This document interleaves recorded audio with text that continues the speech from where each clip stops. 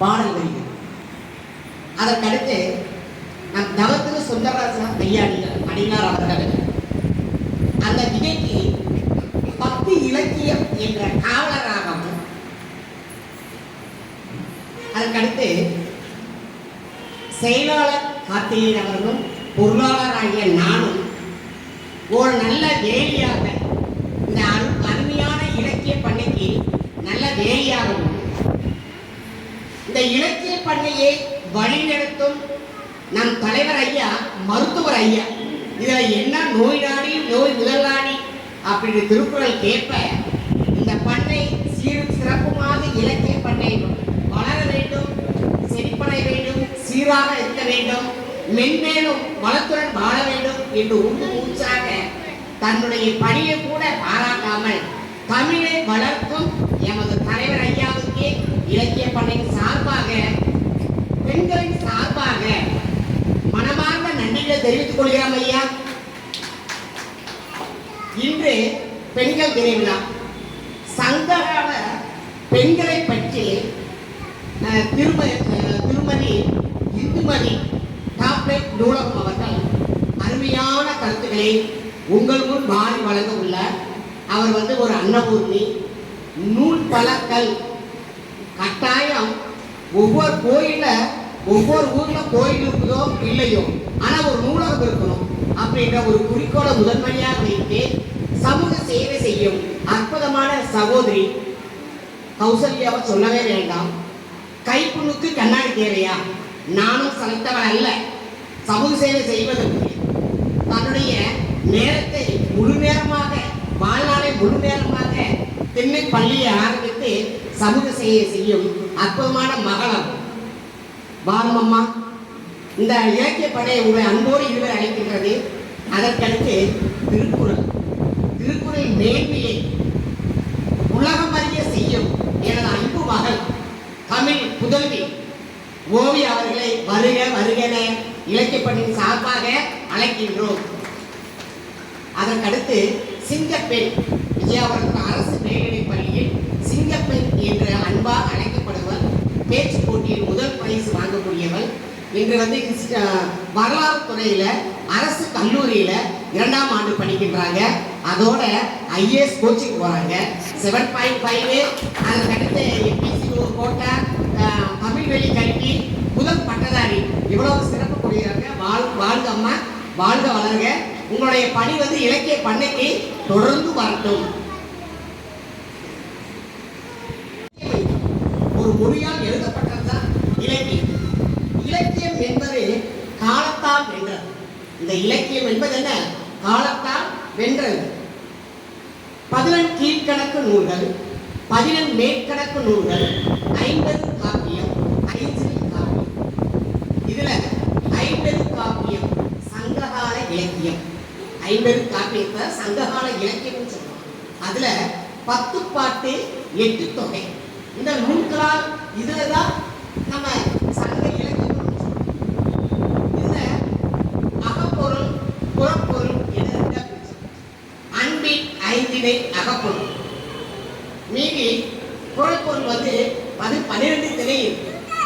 இதுல அகநானூறு புறநானூறுல பார்த்தோம்னா பெண்களை பற்றி சிறப்பா சொல்லியிருக்காங்க.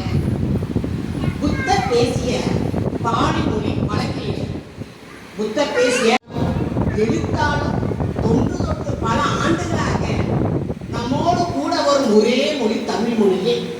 அதனாலதான் தமிழ் மொழியின் சிறப்பை எப்ப உணர முடியுது? சங்க இலக்கியங்களாலே அறியப்படுது.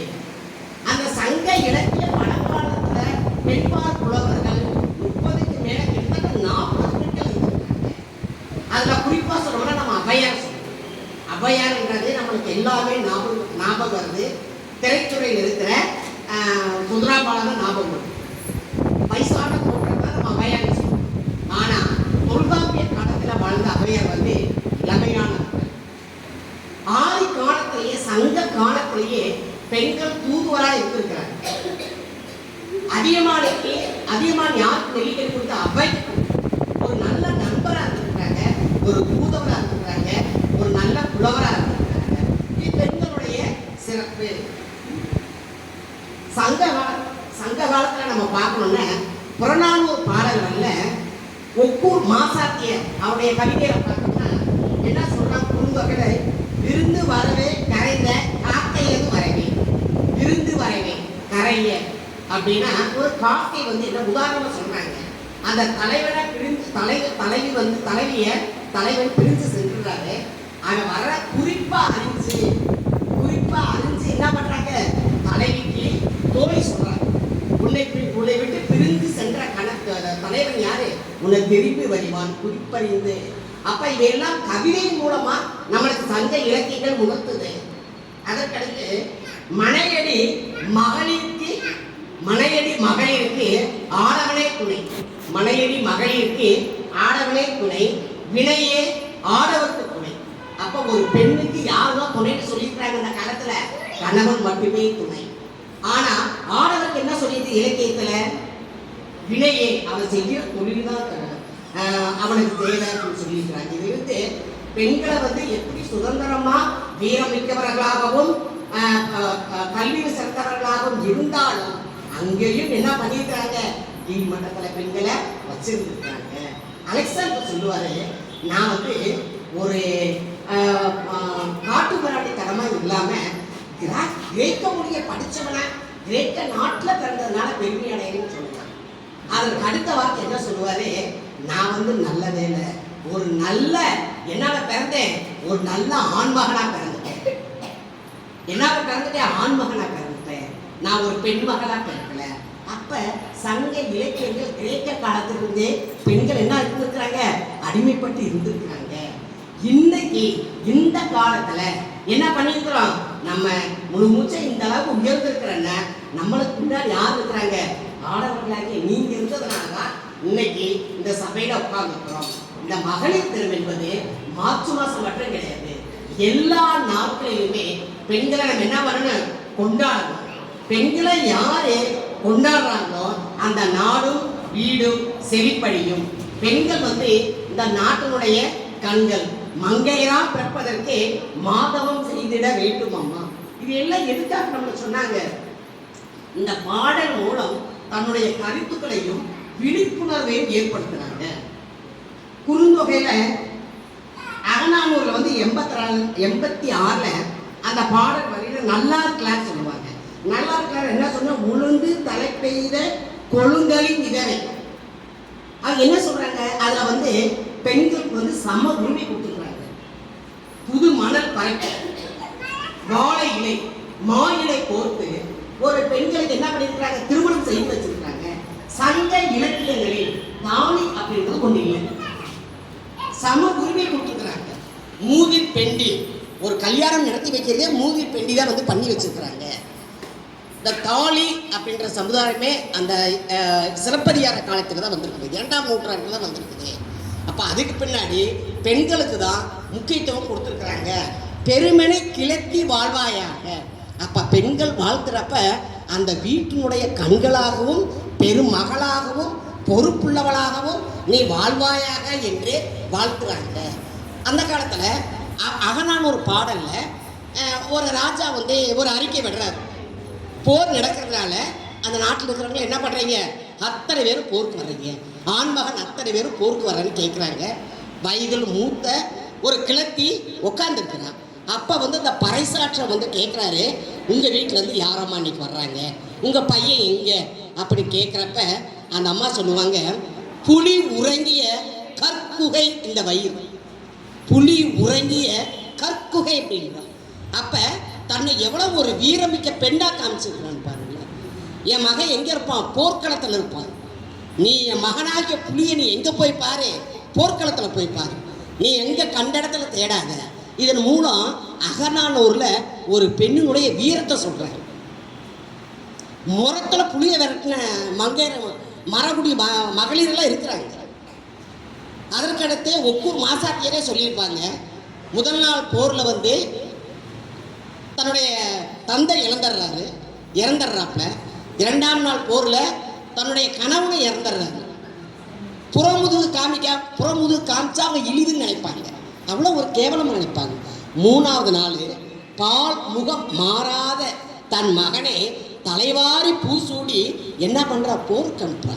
இதிலிருந்து ஒரு பெண்ணினுடைய வீரத்தை நம்ம உணர்ந்து கொள்ள முடியுது. சங்ககால பெண்கள் வந்து கல்வியில் சிறந்திருக்கிறாங்க, வீரத்தில் சிறந்திருக்கிறாங்க, அப்புறம் என்ன பண்ணுறாங்க, ஒரு குடும்ப பெண்ணாக இருந்திருக்கிறாங்க. அத்தனை நிகழ்ச்சிகளையும் முன்னாடி நின்றுருக்கிறாங்க. அதை விட வேளாண்மை அப்படின்ற ஒரு வார்த்தையே சங்க காலத்தில் பெண்களை மையமாக வச்சு வந்திருக்கு. தாய்மை எப்படி முக்கியமோ அதே மாதிரி ஒரு குடும்பத்தையும் நாட்டையும் நிர்வகிக்கிறது யாரு? பெண்கள். அந்த விவசாயம் அப்படின்ற வார்த்தை ஒரு மனிதன் உயிர் வாழ தேவை. உணவு, உடை, இருப்பிடம். அந்த உணவு முக்கியம் அப்படின்றதுக்காக தான் வேளாண்மை அந்த பெண்மையை மையமாக வச்சு பிரிச்சிருக்கிறாங்க. வாழ்க தமிழ், வாழ்க பெண்கள், வாழ்க வளர்க, பெண்கள் இன்னும் முன்னேற்றம் அடைக. அதுக்கு அடுத்து நம்ம இந்துமதி அம்மா தன்னுடைய தலைப்பை அதை பற்றி இப்போ கொஞ்ச நேரம் பெண்களை பற்றி பேசுவாங்க.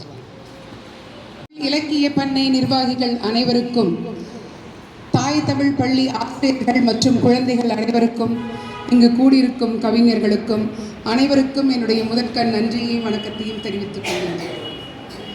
எங்கெங்கு காணினும் சக்தியடா, தம்பி 7 கடல் அவள் வண்ணமடா, அங்கு தங்கம் வெளியினில் கோடி அண்டம், அந்த தாயின் கைப்பெந்தன ஓடுமடா. பெண் இல்லாத இடமே இல்லைங்கிறது இந்த பாட்டின் மூலமாக தெரிஞ்சுக்கலாங்க. எங்கெங்கு காணினும் சக்தியடாங்கும் போதே படைப்பில் இருந்து இறப்பு வரை அத்தனைக்கும் அந்த பெண்கள் வந்து சமமாக வாழ்ந்திருக்காங்க. இன்னைக்கு எனக்கு தமிழ் இலக்கிய பண்ணையில் கொடுக்கப்பட்ட தலைப்பு வந்து பார்த்தீங்கன்னா, சங்க இலக்கியத்தில் பெண் புலவர்களை பற்றி பேச வேண்டிய ஒரு அருமையான சந்தர்ப்பத்தை கொடுத்துருக்காங்க. இன்னைக்கு நம்ம இங்கே நிறைய விஷயங்கள் வந்து பெண்கள் செய்திருக்காங்க. பெண்கள் வந்து ஃப்ளைட் ஓட்டுறாங்க, நிறைய வாகன பயிற்சி படுறாங்க, எல்லா துறையிலையும் கால் பதிச்சுட்டாங்கன்னெல்லாம் பேசிகிட்டு இருக்கோம். ஆனால் சில உரிமைகளுக்காக இன்னும் போராடிட்டு தான் இருக்கோம். ஆனால் சங்க இலக்கியத்தில் பார்த்தீங்கன்னா பெண்கள் வந்து அரசரையே எதிர்த்து அவரோட கலந்துரையாடி இல்லை எதிர்வாதம் செய்து வெற்றி பெறக்கூடிய நிலைமையில் இருந்தாங்க. சங்க இலக்கியத்தில் வந்து 100க்கும் மேற்பட்ட பெண்கள் இருந்திருக்காங்க. அதில் வந்து பார்த்தீங்கன்னா நம்மளுக்கு ஔவையார், காக்கைப்பாடினியார், நச்செல்லையார், உருத்திர சிந்தனையார், அடிமந்தியார், இவங்கெல்லாம் வந்து ரொம்ப ரொம்ப முக்கியமானவங்களா நம்ம பள்ளி நாட்கள்ல இருந்து படிச்சுட்டே வரக்கூடிய சங்க இலக்கிய பெண்கள். இந்த சங்க இலக்கிய பெண்கள்ல இவங்கெல்லாம் பெண் புலவர்கள். பெண் புலவர்கள்ங்கும் போதே பார்த்துக்கங்களேன், குருகுல கல்வி பெண்களுக்கு அப்போ கிடையாது. சங்க இலக்கிய காலத்தில் எந்த பல்கலைக்கழகமோ எந்த பள்ளிக்கூடமோ அங்கே கிடையாது. வீட்டில் பெற்றோர்கள் அவர்களை வளர்த்த விதத்தில் செவி வழி செய்தியாக கேட்டு வந்த நல்ல விஷயங்களை, ஒரு வானொலியோ ஒரு தொலைக்காட்சியோ கைபேசியோ எதுவும் இல்லாத காலத்தில் அந்த பெண்கள் தன்னுடைய தாய், தன்னுடைய பாட்டி அவர்கள் வழி வழியாக சொன்ன செய்திகளை, நான் இன்றைக்கு மாதிரி நிறைய புத்தகங்கள்லாம் அவங்க படிக்கலைங்க. ஆனால் செவி வழி செய்திகளில் அழகாக அவங்களுக்கு ஏற்பட்ட புலமையை கொண்டு ஔவையார் எழுதியிருக்காரு பாருங்க. அறம் செய்ய விரும்பு, முதல் வார்த்தையை வைக்கிறாங்க. என்ற எழுத்தில் அறம் செய்ய விரும்புனா, நீ தர்மம் செய்தால் மட்டும்தான் இந்த உலகத்தில் வந்து உன்னை எல்லாருமே கொண்டாடுவாங்க. ஒரு மனிதனா வாழ்றதுக்கு என்ன தெரியுமா அவசியம்? ஔவையார் சொல்றாங்க, அறத்தை முதலில் செய்ய வேண்டும்.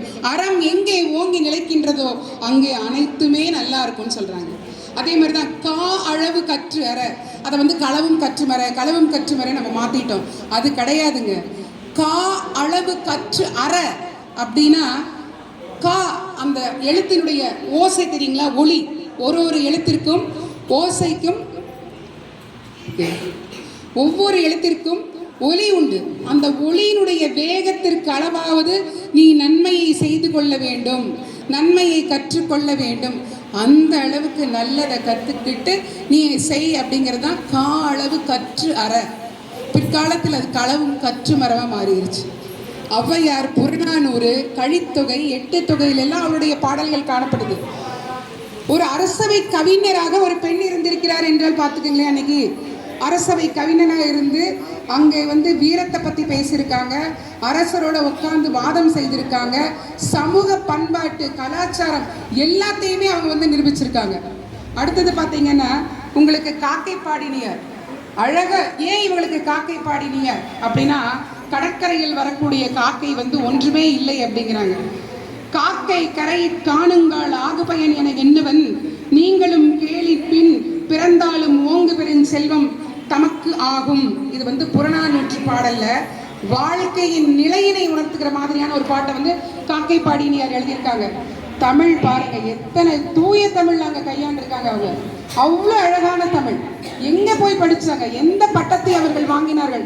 வாங்க கிடையாது. ஆனாலும் என்ன சொல்றாங்க பாருங்க, ஒரு வாழ்க்கையில் வந்து செல்வத்தினுடைய நிலையாண்மை, செல்வம் வந்து நிலையில்லாததுங்க. இன்னைக்கு வரும் நாளைக்கு போகும், இன்னைக்கு இல்லாதவன் நாளைக்கு சம்பாதிப்பான். ஆனா எது தெரியுமா நிலையானது? ஒழுக்கம், நீ செய்கின்ற தர்மம், நீ வாழ்கின்ற வாழ்க்கை, அது நிலையானதுன்னு காக்கை பாடியினர் அழகா அந்த பாடல் மூலமா சொல்றாங்க. காக்கை என்ன பண்ணும்? எல்லாரையும் அழைச்சிக்கிட்டு, தனக்கு ஒரு சிறிய உணவு கிடைச்சா கூட எல்லாத்தையும் அழைச்சிக்கிட்டு வாழும். அதே ஒரு கடற்கரையில போய் காக்கா உட்காந்து அது நல்லா இருக்குமா? இருக்காது. அங்க இருக்கின்ற காக்கையை பற்றி பாடுறதுக்கு எதுவுமே இருக்காதுங்கிறாங்க. சமுதாயத்தோட ஒன்றி நம்மோடு இருக்கின்ற காக்கை நம் வைக்கிற ஒரு உணவை கூட பகிர்ந்துண்டு சாப்பிடும். பகிர்ந்துண்டு வாழ்தல் என்பதை வந்து அவ்வளோ அழகா சொல்றாங்க. அதுக்கப்புறம் பார்த்தீங்கன்னா உருத்திர சந்நிதியார், இவருடைய பாட்டெல்லாம் புறநானூற்று பாடல்களில் காணப்படுது. புறநானூற்று பாடல்கள் வந்து நிறைய பெண் புலவர்கள் எல்லாம் வாழ்ந்ததா, நிறைய பெண் புலவர்களுடைய அந்த பாடல்கள்லாம் இருக்கிறதா சொல்றாங்க. சில விஷயமெல்லாம் அழிஞ்சு போயிடுச்சு. நம்மளுக்கு கிடைச்சதை வச்சு நம்ம பாட்டு படிக்கிறதாகவும் பாடல்களாகவும் கிடைத்தது தான் இன்னைக்கு நம்ம இங்க வந்து பேசிக்கிட்டு இருக்கோம். அந்த காலத்துல சமூகத்துல ஆண் பெண் வேறுபாடு இல்லாமல் ஒரு சமூக ஒழுக்கம் இருந்ததுங்க. சமூக ஒழுக்கம் முதன்மையா இருந்தது. பெண் உன்னை வந்து சுதந்திரமா செய்ய முடிஞ்சது. அவ வந்து நம்ம சொல்றோம் வீட்டுக்குள்ள அடைபட்டு கிடந்திருப்பாலும், கிடையவே கிடையாது. எந்த ஒரு கட்டுப்பாடுகளும் இல்லாத ஒரு நிலை இருந்தது. கலாச்சாரம், பண்பாடு, நாகரீகம், ஒழுக்கம், குடும்பம், தொழில், மேன்மை, வேளாண்மை எல்லாமே பெண்களை கேட்டுதான் முடிவு செய்யறதா இருந்தது. பெண்களை கேட்பாங்களா? இன்னைக்கு நான் வந்து இங்க போய் வேளாண்மையில் இருக்கிற ஒரு விவசாயி கேட்பானா, இன்னைக்கு நான் போய் பட்டம் போடுறேன், இந்த பட்டத்துக்கு என்னமா நம்ம பண்ணிட்டா கரெக்டா இருக்குமா அப்படின்னு கேட்கும்போது அந்த பெண் சொல்லுவாளாம், இன்னைக்கு எடுத்திருக்கிற காரியம் நல்லபடியா அமையும் அப்படின்னு. அந்த பெண் சொல்லி அனுப்புற பார்த்தீங்களா, அந்த நல்வாழ்க்கை அந்த மனிதனை வந்து மிகச்சிறப்புள்ளதாகும்னு நம்ம புறநானூற்று பாடல்கள் சொல்றாங்க. புறநானூற்று பாடல்கள் அமைந்திருக்கக்கூடிய இந்த பெண் புலவர்கள் எல்லாமே ஆகச்சிறந்த புலவர்கள், ஆகச்சிறந்த புலவர்கள். சங்க இலக்கியத்தில் பெண்கள் எங்கேயும் வந்து அழகா வாழணும்னு எந்த இடத்துலையுமே வந்து எங்கேயும் சொல்லலை. ஆனா இன்னைக்குதான் ஒரு பெண்ணை வந்து அழகு அழகுன்னு வர்ணிச்சிட்டு இருக்காங்க. சங்க இலக்கிய பெண்கள் எல்லாம் வீரமா இருந்தாங்க. அந்த சங்க இலக்கியத்தில் அரசவையில் வந்து அரசவை புலவர்களாக இருந்து இன்னைக்கு வரையும் நம்ம சங்க இலக்கிய பெண்களை எடுத்து வச்சு பேசக்கூடிய அளவுக்கு அவர்கள் உயர்ந்திருந்தார்கள் என்னும் போது சங்க இலக்கியத்தில் காணப்படுகின்ற பெண் புலவர்கள் போல் இன்று நமக்கு அமைய வேண்டும் என்று எனக்கு வாய்ப்பு கொடுத்து பேச அழைத்த இந்த இலக்கிய பணியில் கூடியிருக்கின்ற அனைவருக்கும் என்னுடைய மீண்டும் ஒரு நன்றியும் மகிழ்ச்சியினையும் தெரிவித்துக் கொண்டு விடைபெறுகிறேன். நன்றி, வணக்கம். பெண்களின் வீரத்தை சொன்னாங்க. பெண்களுக்கு சம உரிமை இருந்தது. அதுக்கடுத்து மருத்துவர் ஐயா வந்து அவங்க இந்துமதி அம்மாவுக்கு மெடலும் சான்றிதழும் வழங்குறாங்க. வாழ்த்துக்கள் ஐயா. எல்லாம் கைதட்டாங்க. கைதட்டான ஒரு உற்சாகம்.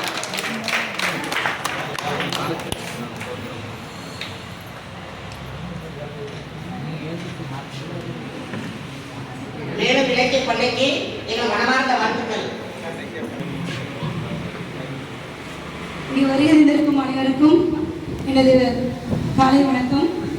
தமிழ் இலக்கிய பண்ணையின் சார்பாகவும், திண்ணை பண்பாட்டு மையத்தின் சார்பாகவும், கண்ணன் மருத்துவமனையின் சார்பாகவும், தாய் தமிழ் பள்ளியின் சார்பாகவும் இங்கு வளர்ந்திருக்கும் அனைத்து மகளிர்களுக்கும் மகளிர் தின நல்வாழ்த்துக்கள்.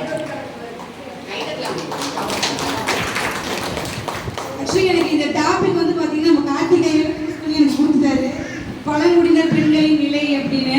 ஆனால் பழங்குடியினர் பெண்களின் நிலை என்னவா இருக்கோ அதே நிலை தான் இங்க இருக்கிற பெண்களுக்கும் இருக்குன்னு தான் இப்போ நினைக்கிறேன். அம்மா சொன்னாங்க சங்க இலக்கிய காலத்துல பெண்கள் வந்து நிறைய விஷயங்கள் மாறி இருக்கு, வரலாறுகள் எல்லாமே இருந்தது. ஆனா இப்போ ஏன் அது தவற விட்டோம் அப்படின்னா நம்ம சமுதாயத்துல நம்மளுடைய மனிதர்கள் பண்ணக்கூடிய சில தவறுகள்னாலதான் எல்லாமே மாறுச்சு. பழங்குடியினர் பெண்கள் நிலை பார்த்தீங்க அப்படின்னா, இப்போ நம்ம சாதாரணமா ஒரு ஊருக்கு போறோம் அப்படின்னா எந்த ஆண்கள் துணையும் இல்லாமல் நம்மளே போய் பஸ் ஏறி போயிடுவோம். அதனால நமக்கு அந்த மாதிரி பிரச்சனைகள் இல்லை. ஆனா அங்கெல்லாம் என்ன ஆகும் அப்படின்னா, ஒரு கிட்டத்தட்ட ஒரு பார்த்தீங்கன்னா நான் வந்து ஒரு 5 மணி நேரம் ஏறலாம் அந்த மலை. ஆனா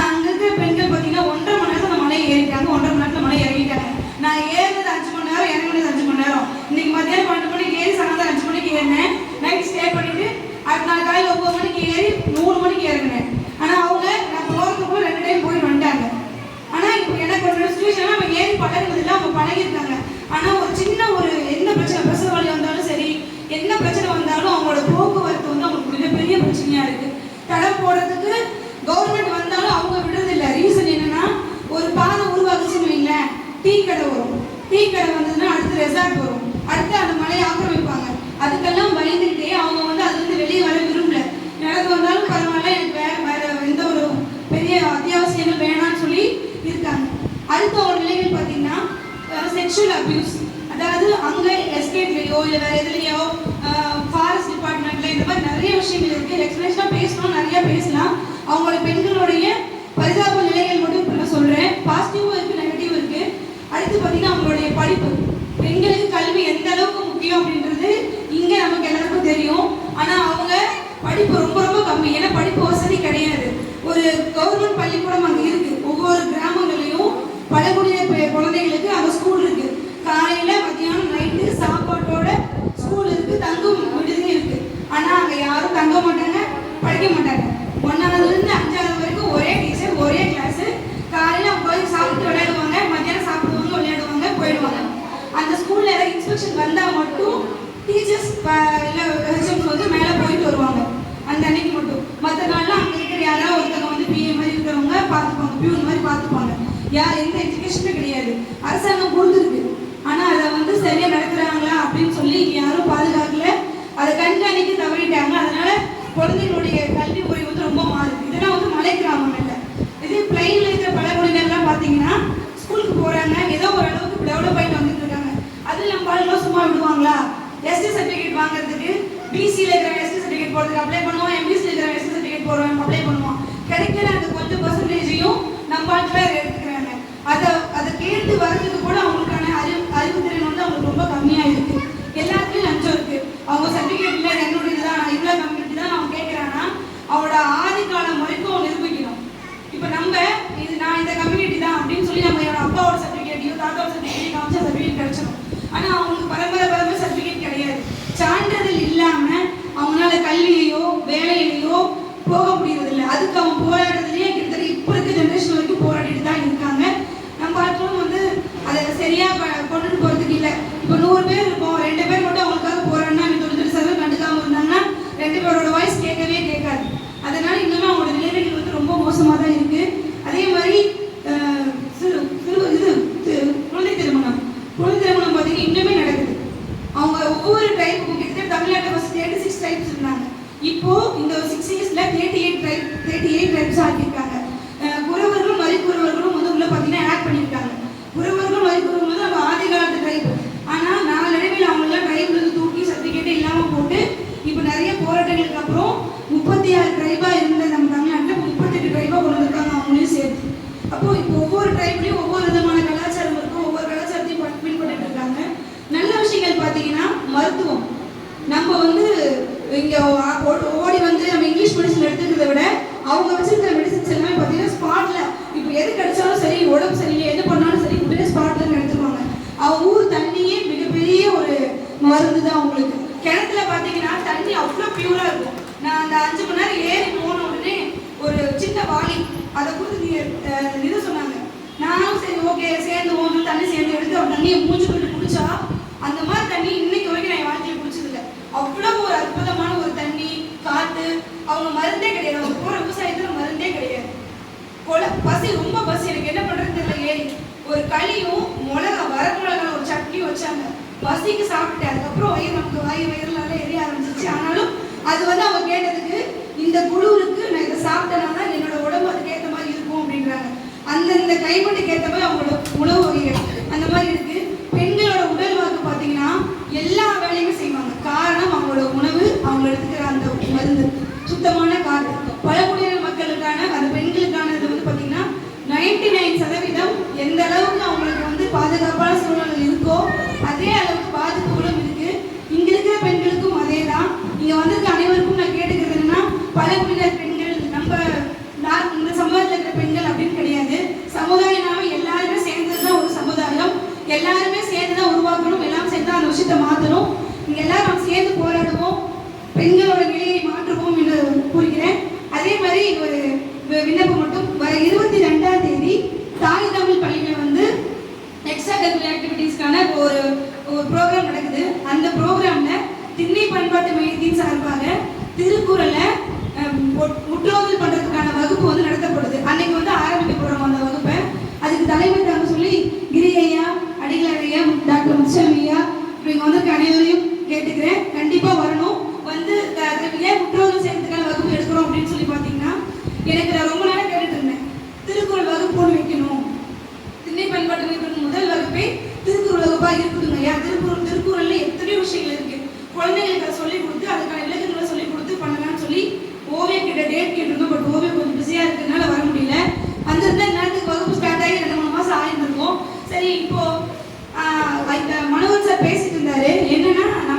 பதினெட்டுல வந்து ஒரு இது, அதாவது முற்றோதல் நடத்துறதுக்கு யாராவது இருக்காங்களா, முற்றோதல் பண்ணி விடுறதுக்கு வகுப்பு நடத்துற மாதிரி யாராவது இருக்காங்களான்னு ஒரு பர்மனன்ட் போஸ்டிங், டெம்பரவரி போஸ்டிங் தான், அதுக்கு வேகன்சி கேட்டிருக்காங்க.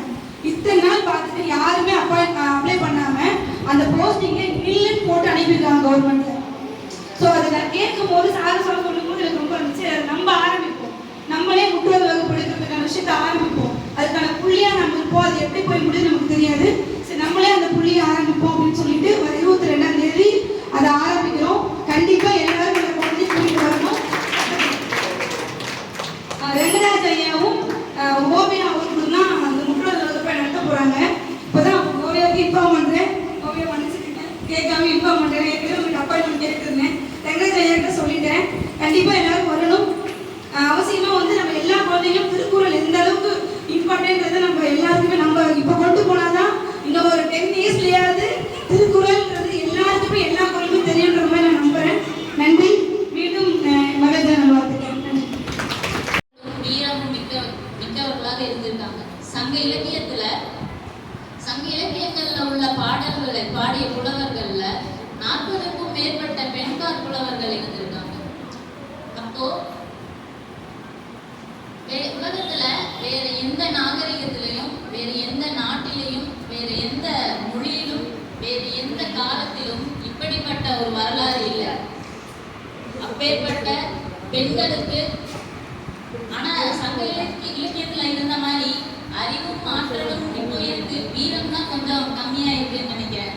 முன்னாடி அம்மா பேசுனவங்க சொன்ன மாதிரி புலியை வந்து முரத்தால் விரட்டிய பரம்பரை எல்லாம் நம்ம தான்.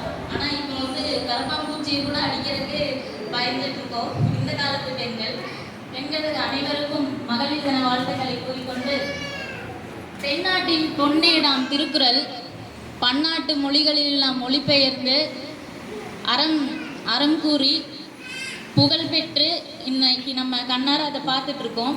சமீபத்தில் கூட மாண்புமிகு முதலமைச்சர் ஐயா அவர்கள் இந்த நிதியாண்டில் மேலும் 45 மொழிகளில் திருக்குறள் மொழிபெயர்க்கப்படும் அப்படின்னு அறிவிச்சிருக்காரு. அப்போ ஐநா அங்கீகரிக்கப்பட்ட 193 மொழிகளுக்கும் திருக்குறள் மொழிபெயர்க்கப்பட்டிருக்கும். இது எவ்வளவு பெருமை வாய்ந்த விஷயம் இல்லைங்களா? திருக்குறள் காட்டும் பெண்மை. ஆக்சுவலாக நான் மணி எடுத்துகிட்டு வரணும்னு நினச்சேன், வரும்போது மறந்துட்டேன். காலம் கருதி ஒவ்வொரு திருக்குறள் காட்டும் பெண்மையில் வந்து ஒரு சில குறள்களை மட்டும் நான் சொல்கிறேன். முதல்ல வந்து அதை வகைப்படுத்திக்கலாம், யாரை சொல்கிறாங்க அப்படின்னு. வள்ளுவர் முதலில் தாய், அடுத்து நல்ல மனைவி, நல்ல காதலி. முதல்ல தாய், அம்மாக்கே வருவோம். 10 மாதம் சுமந்து பெற்றால் மட்டும் தாயாகி விடுவார்களா? வள்ளுவர் பார்வையில் இல்லை. 10 மாதம் சுமந்து பெற்று அவனை நல்லபடியாக வளர்த்தி நன்மக்கட்பேருடையவனாக ஆக்கி கற்றோர் அவையில் அவரை புகழும்படி கேட்கும்போது தான் ஈன்ற பொழுதினும் அந்த தாய் பெரிதினும் மகிழ்வாள் அப்படின்னு சொல்கிறாங்க. அடுத்து மனைவிக்கு வந்துடும். அடுத்து ஃபாஸ்டா, மனைத்தக்க மாண்புடையாள் ஆகி மனைக்கு ஏத்தவாறு மாண்புடையவள். அதாவது திருவள்ளுவர் சொல்லியிருக்க எல்லா பண்புகள், இல்லறவியல்ல கூறியிருக்க எல்லா பண்புகளையும் பெற்று இல்லறம் நடத்துபவளே ஒரு சிறந்த வாழ்க்கை துணை. மனைத்தக்க மாண்புடையாள் ஆகி பலத்தக்கால் வாழ்க்கை துணை அப்படின்றாரு.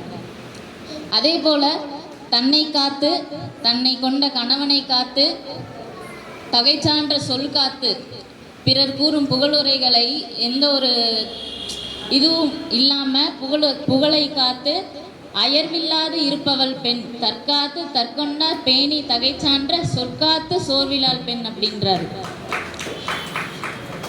அடுத்து காதலி. ஒரு பெண் எப்படிப்பட்டவளுங்கய்யா? அந்த படத்துலலாம் சொல்லுவாங்கள்ல, டைலாக்லாம் சொல்லுவாங்கள்ல, ஒரு பெண்ணா பூ போன்ற மனசு பெண்ணுனா அந்த. ஆனால் வள்ளுவர் அதற்கும் ஒரு படி மேலே போய் முகர்ந்தால் கூட வாடக்கூடிய மலர் அனிச்சமும் அன்னத்தின் கழுத்தில் இருக்கின்ற மயிர், அதாவது சிறகு, மென்மையான சிறகும் கூட பெண்ணோட பாதத்துக்கு, அதாவது காதலியோட பாதத்துக்கு நெருஞ்சி முள் மாதிரி இருக்குமா. அப்போ எவ்வளவு மென்மையானவள் பெண் என்பதை திருவள்ளுவரை விட வேற யாரும் சொல்ல முடியாதுன்னு நினைக்கிறேன். இந்த காதலி எப்போதும் காதலை நினைத்து கொண்டே இருப்பாளாம். கண்ணிமைக்கும் நேரத்தில், சாப்பிட்ற நேரத்தில், ஒப்பனை செய்யும் நேரத்தில், எல்லா நேரங்களிலும் நினைத்து கொண்டே இருப்பாளாம். கண்ணிமைக்கும் நேரத்தில் இப்போ ஒரு நார்மல் இந்த கண்ணிமைக்கும் நேரம் சொல்லுவாங்கள்ல, அதாவது ரேட், நார்மல் பிளிங்கிங் ரேட்டு, அது வந்து ஒரு நிமிஷத்துக்கு 14லேருந்து 17 முறை கண்ணிமைச்சிட்டே இருப்போம். ஒரு நிமிஷத்துக்கு 14லேருந்து 17 முறை. அந்த நிமிடங்களில் கண்ணிமைக்கின்ற நேரத்தில் எல்லாம் தன் காதலை நினைப்பாளாம். கண்ணுள்ளி போகாரிமை பெருப்பருவரால் நுண்ணியரும் காதலவர். கண்ணுக்குள் இருக்கின்ற தன் காதலன் கண்ணை விட்டு நீங்கவும் மாட்டானா, அதனால் வருத்தப்படவும் மாட்டானா. அப்படிப்பட்ட நுட்பமானவர் என் காதலன் அப்படின்னு சொல்கிறாங்க. ஒரு பக்கம் கண்ணிமைச்சிட்டு அவன் காதலனை நினச்சிட்டு இருக்காங்க. இன்னொரு பக்கம் கண்ணிமைத்தா எங்கள் காதலன் மறைந்து விடுவானோன்னு கண்ணிமைக்காமல் இருப்பாங்களாம். இமைப்பு கரப்பா கரிவல் அனைத்திற்கே ஏதிலர் என்னும் இவ்வூர். இமைப்பு கரப்பா கரிவல், கண்ணிமைத்தா காதலன் மறைந்து விடுவானோன்னு நினச்சி கண்ணிமைக்காமல் தூங்காமல் இருப்பாங்களாம் காதலி. அடுத்து ஒப்பனை செய்யும்போது பாவம் வள்ளுவரையாவும் வந்து அதெல்லாம் அனுபவிச்சிருப்பாங்க போல. நமக்கு அரை மணி நேரத்தில் போகணும் அப்படின்னா 2 மணி நேரத்துக்கு முன்னாடியே சொன்னால் தான் 3 மணி நேரத்துலையாச்சும் தயாராகும். ஏன்னா பெண்களுக்கு வந்து இயல்பாகவே ஒப்பனை செய்து கொள்றதெல்லாம் பிடிக்கும் இல்லைங்களா. ஒப்பனை செய்ததில் முக்கியமான பகுதி அப்படின்னா எதுன்னு நினைக்கிறீங்க? மையிடுதல், கண்ணுக்கு மையிடுதல். அந்த கண்ணுக்கு மையிடும்போது காதலன் மறைந்து விடுவானோன்னு கண்ணுக்கு மையிடுவதை நிறுத்தி விடுவானாம். காதலிக்க ஆரம்பிச்சதுக்கப்புறம் கண்ணுள்ளி போகார் இமைப்பிற் பருவரார் நுண்ணியரும் காதலவர் அப்படின்னு சொல்கிறாங்க. அதே போல் உணவு உண்ணும்போது தன் நெஞ்சமெல்லாம் நிறைந்திருக்கும் காதலன் அவள் சாப்பிடும்போது சூடான உணவோ நீரோ உண்ணும்போது அவளுக்கு காதலனுக்கு சுட்டு விடுமோன்னு சூடாக எதுவும் சாப்பிட மாட்டாங்களாம். இது ஒரு பாடல் கூட வந்திருக்கு. நெஞ்சத்தார் காதலராக வெய்துண்டேல் அஞ்சுதும் வேப்பா கரிந்து, இதுதான் அதற்கு குரல். இது வந்து ஒரு பாடல் கூட வந்திருக்கு. மருதாணி அப்படின்னு ஒரு பாடல் கேட்டிருக்கீங்களா என்னன்னு தெரியல. மருதாணி மருதாணி விழியில் அடிப்போடி தீபாவளி, இந்த ஒரு பாடல்ல வருகின்ற ஒரு வரி, அவன் இதய கூட்டில் வாழும் வந்து பெவும் எந்த தேகம் என அவள் அறிந்திட மாட்டாள் சுடு நீரும் சுடு சோறும். அதாவது அவள் மனசுக்குள்ளே இருக்க காதலன் வந்து மனசில் இருக்கான்றதுக்காக சூடாக சோறும் நீரும் வந்து குடிக்க மாட்டாங்க அப்படின்னு சொல்கிறாங்க. இந்த லைன் நான் கேட்டபோது எப்படியெல்லாம் எழுதியிருக்காங்க அப்படின்னு நினச்சேன். ஆனால் அது வந்து திருக்குறள்லேருந்து தான் எடுத்திருக்காங்க அப்படிங்கும்போது ரொம்பவே வியப்பாக இருக்குது.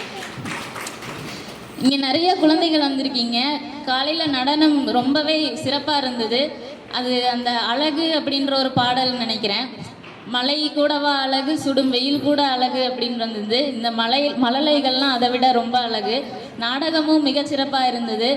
குழந்தைகள் எல்லாருமே திருக்குறள் படிங்க, அதன்படி நடங்க என்று கூறி காலம் கருதி தாயே தமிழே, தாய் தமிழே, என்னை ஈன்ற தாயையும் தந்தையும் வணங்கி விடைபெறுகிறேன். நன்றி, வணக்கம். வாழ்த்துறப்ப ஒரு திருமணமானவர்களை வாழ்த்துறப்ப வள்ளுவன் வாசிக்கு மாதிரி சேர்த்து வாழுங்கன்னு சொல்லுவோம். ஏன்னா அந்த அம்மா ஒரு நாள் கூட வள்ளுவனுக்கு செய்ய வேண்டிய சேவையை ஒரு நாள் கூட அவங்க மறந்ததே இல்லை. அந்த அம்மா கிணத்துல நீர் இறைச்சிட்டு இருக்கிறப்ப வள்ளுவன் வந்து வாசியை கூப்பிட்ட உடனே அந்த அம்மா அப்படியே கைத்தில் விட்டுட்டு போவாங்க. அந்த அளவுக்கு காதல் மிகுந்தவர் வாசி. மழை மட்டுமா அழகு, இந்த குழந்தைங்க மட்டுமா அழகுன்னு ஓவியம் சொன்னீங்க. நீங்களும் அதே மாதிரி தான், நீங்களும் ஒரு அழகு தான். பொன்னாடைய போக்கு அருணாச்சலம் ஐயாவுக்கு வாழ்த்துக்கள் ஐயா.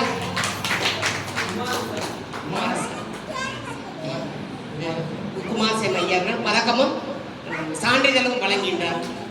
தமிழ் இலக்கிய பணியின் சார்பாக உங்களுடைய நன்றிகளை தெரிவித்துக் கொள்கிறோம் ஐயா. சஃபியான்ற பொண்ணு உங்ககிட்ட சொல்ல போறாங்க. பெண்கள் வந்து கல்வியில மட்டும் இல்லை, வீரத்துல ரொம்ப சிறந்தவங்கன்னு அழகா சொல்ல போறாங்க. ஆண்டுகளாக வயது ஏற ஏற இளமை கூடும் பேரதிசயம் கொண்ட என் தமிழ் அன்னையை வணங்கி மற்றும் உங்கள் அத்தனை பேரையும் சிரம் தாழ்ந்து வணங்கி பேசப் போகிறேன். என் தலைப்பில் இறங்கி தாருங்கள் தங்கள் கவனங்களை. வரலாற்றை படிக்கும் பெண்ணாய் இல்லாமல் வரலாற்றை படைக்கும் பெண்ணாய் வாழ்ந்தவர். கணவன் கொல்லப்பட்டால் உடன் சேர்ந்து தானும் உடன்கட்டை ஏறும் பெண்களுக்கு மத்தியில் 7 ஆண்டுகள் பொறுத்திருந்து திட்டம் தீட்டி படைகளை சேர்த்து ஆங்கிலேயர்களுக்கு ஆட்டம் காட்டி சிவகங்கை கோட்டையில் பறந்த ஆங்கிலேயரின் கோட்டையை கிழித்தெறிந்து தன் கோட்டையை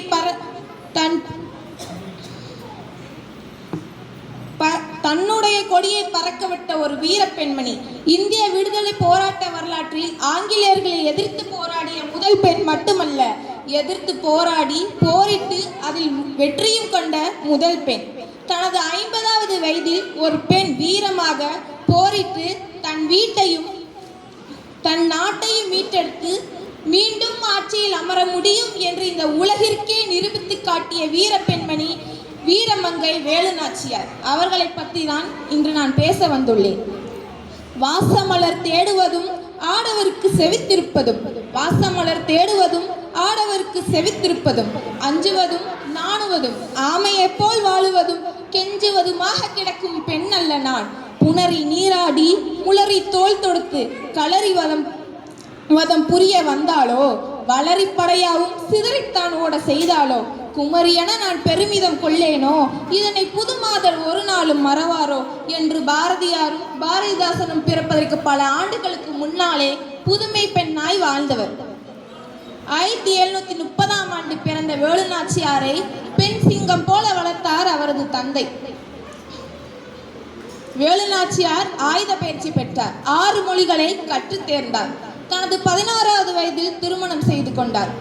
1772ஆம் ஆண்டு போரில் தன் கணவனை இழந்த வேலுநாச்சியார் தன் நாட்டை எப்படியாவது மீட்டெடுக்க வேண்டும் என்பதில் திடமாக இருந்தார். ஆயுதங்களை கையாளும் பயிற்சி, வளரி, சிலம்பம், குதிரையேற்றம், வில்வித்தைகளில் கைதேர்ந்த வேலுநாச்சியார் ஹைதர் அலியை சந்தித்து உருது மொழியில் ஆங்கிலேயர் எதிர்ப்பு பற்றி பேசி விளக்கி உதவி கோரினார்.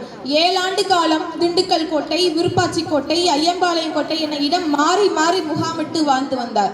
வேலுநாச்சியாருக்கு 5000 குதிரைப்படை, 5000 காலற்படை மற்றும் ஆங்கிலேயருடன் போரிட தேவையான ஆயுதங்களும் வழங்கப்பட்டன.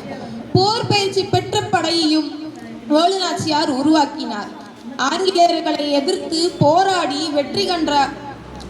அதன் பிறகு 10 ஆண்டுகள் வெற்றிகரமாக ஆட்சி செய்தார்.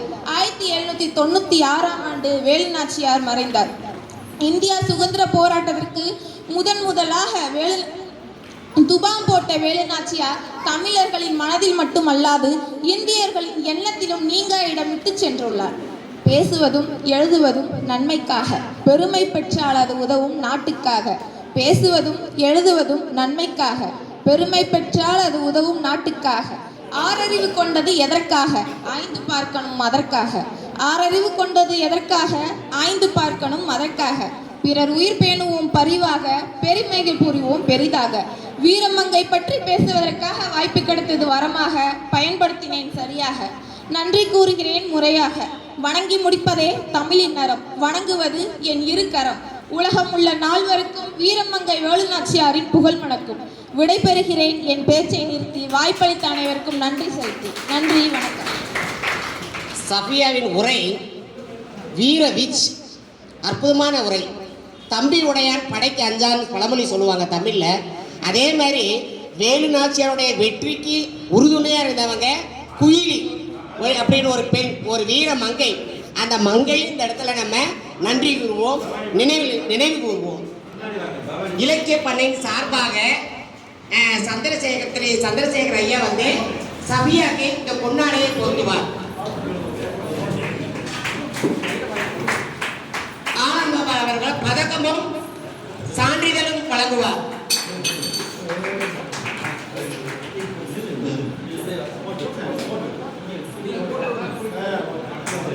தமிழ் இலக்கிய சார்பாக நன்றிகளை தெரிவித்துக் கொள்கிறோம் ஐயா.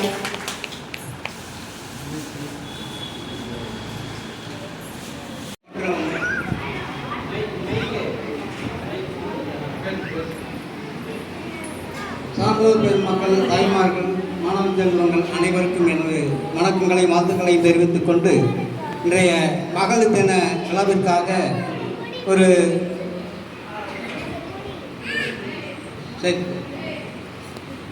மகளிர் தின விழாவிலே ஒரு 2 நேரம் கருதி ஒரு 2 திருக்குறள் சொல்லி அதுக்கான விளக்கத்தை சொல்லி எனது உரையை முடித்துக் கொள்கிறேன். பெற்றான் பெண் பெறுவர் பெண்டிர் பெரும் சிறப்பு புத்தேளி வாடும் உலகு. 58வது குறள் 6வது அதிகாரத்திலே வாழ்க்கை துணையிடம் அதிகாரத்திலே 58வது குறளாக பெற்றான் பெண் பெறுவர் பெண்டிர் பெரும் சிறப்பு புத்தேளில் வாடும் உலகு. அதற்குண்டான பொருள், கணவனை சரியாக வழி நடத்தி புகழுக்கும் பெருமைக்கும் உரியவனை ஆக்கும் மனைவி வானவர் உலகம் வழிபடும் பேற்றை பெறுவார் என்பது இந்த குறட்பாவின் பொருளாகும் என்று கூறி மகளிர் தின விழாவிலே இந்த சிறப்பான குறளை சொல்லி நன்றியுடன் விடைபெறுகிறேன். மேலும் திருக்குறள் முற்றோதல் நிகழ்வுக்காக என்னை அழைத்ததற்காக எனக்கு நன்றிகளையும் வாழ்த்துக்களையும் தெரிவித்துக் கொண்டு நான் இந்த நிகழ்ச்சியிலிருந்து திருக்குறள் படித்தால் உயர்வு கிட்டும், திருக்குறள் படித்தால் பண்பாடு தானே வரும், திருக்குறள் படித்தால் மனம் மாசு ஒழியும், திருக்குறள் படித்தால் தெய்வ நிலை எய்தலாம் என்று கூறி நன்றியுடன் விடைபெறுகிறேன். நன்றி, வணக்கம். இப்போது பேசிய ரங்கராஜ் ஐயா திருக்குறள் முற்றோதல் செய்தவர். சபையில் அறியாதவர்கள் அறிந்து கொள்க, 1330 குறளையும் ஐயா தெரியும். அவர் ஒரு சாதாரண பணியின் தொழிலாளி, திருக்குறள் மூலமாக உயர்ந்து இந்த இடத்திற்கு வந்திருக்கிறார். நிறைய பேருக்கு அவரை தெரியாது. திருக்குறள் தெரிஞ்சதுக்கு அப்புறம் அவரை தெரியாதவங்க இல்லை, இன்னும் உயர்ந்து கொண்டே இருக்கிறார். இதற்கு காரணம் திருக்குறள் தான். அந்த திருக்குறள் ஐயா உயர்த்துவது போல ஒவ்வொருவரும் திருக்குறளை கற்றுக்கொள்வோம். நெஞ்சம் வேண்டும், எண்ணி முடிதல் வேண்டும், நல்லவை எண்ணல் வேண்டும். பாரதியாரின் சொல்லுக்கிணங்க இந்த தமிழிலக்கிய பண்ணை உடைய மகளிர் தின விழா இன்று சீரோடும் சிறப்போடும் நடைபெற்றுக் கொண்டிருக்கிறது.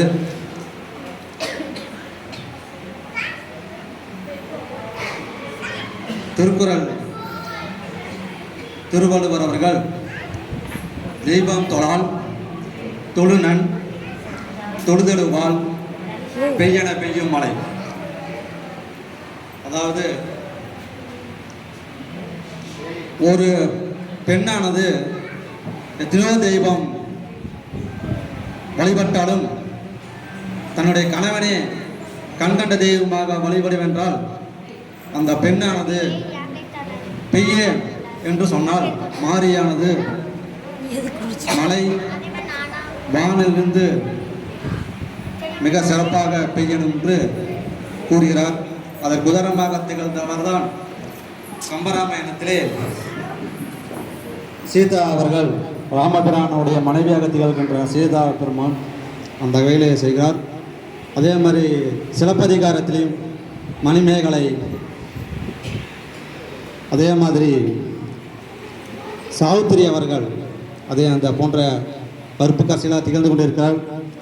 அந்த வகையிலே இன்று அடிகளாருக்கார்கள் அவர்களுக்கு நம்ம வாழ்த்துறை வழங்குமால் அனைவருக்கும் பாராட்டி கூறி இந்த சின்ன நிகழ்வுக்கு நன்றி கூறி விடுகிறேன். நன்றி, வணக்கம்.